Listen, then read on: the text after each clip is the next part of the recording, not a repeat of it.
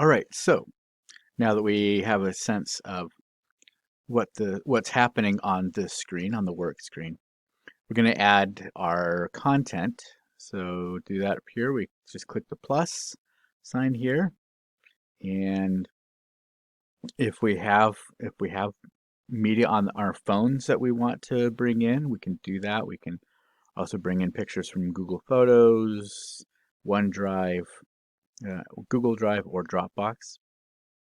I went ahead and in my personal practice, I like to have the clips in a folder on my hard drive that I'm working with. I just find it easier to have it all centralized. All right, so we're going to come in here, go to videos, Clipchamp example, and I'm going to go ahead and put all of those in.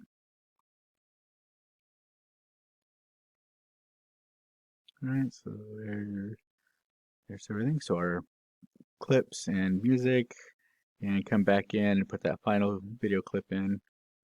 Um, I'm not sure what would happen if you tried to put a document in, but that's interesting. Okay, so one things that we want to do then, of course, is start to figure out how we want to put clips in, and I'm just going to aim for a minute or two on the videos. We've got two really kind of similar clips here, right? We can preview them simply by mousing over, right? So we've got some various different shots of showing the beach and the surroundings. This one is more of a static shot. Well, it is a static shot because it doesn't move and it doesn't change at all. Just of a beach a ways away. I kind of like this one a little bit better because it does change and move around. There's a little bit more dynamic movement to it.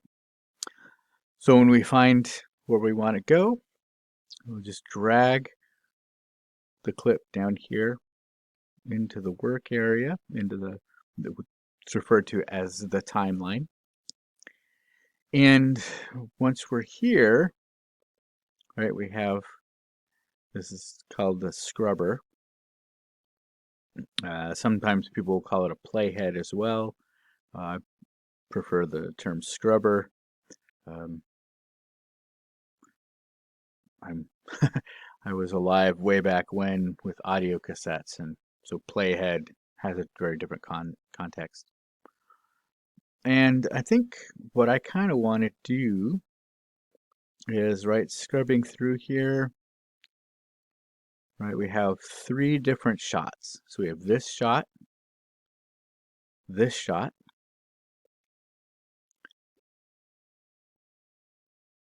and then this shot, right? So this clip is made up of three different shots.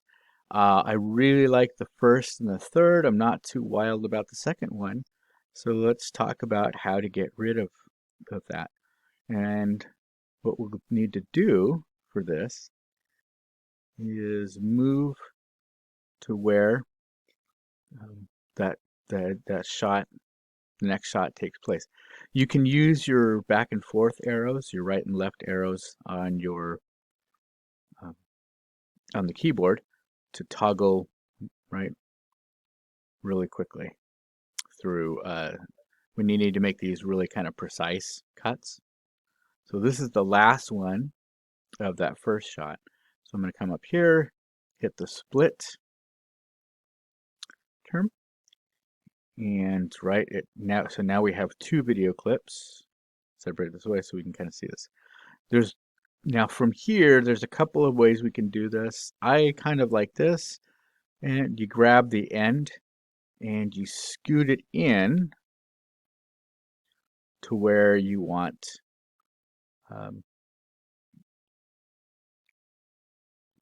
it to switch. This is called using in points and out points. So on a clip, the first frame, That's an in point. The last frame is an out point. And like most video editors, you can grab the in point and pull it. You see how the clip is shrinking in size?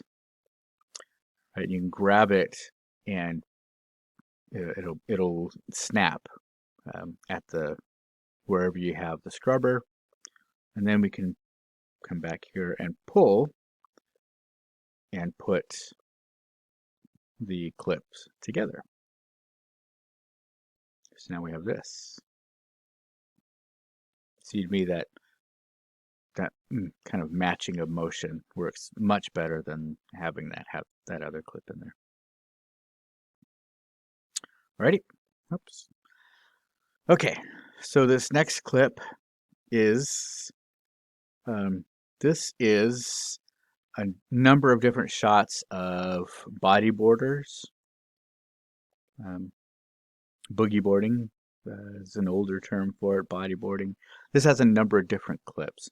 So I'm going to do the same thing I did to the earlier clip. I'm going to find several pieces that I want to keep and get rid of others.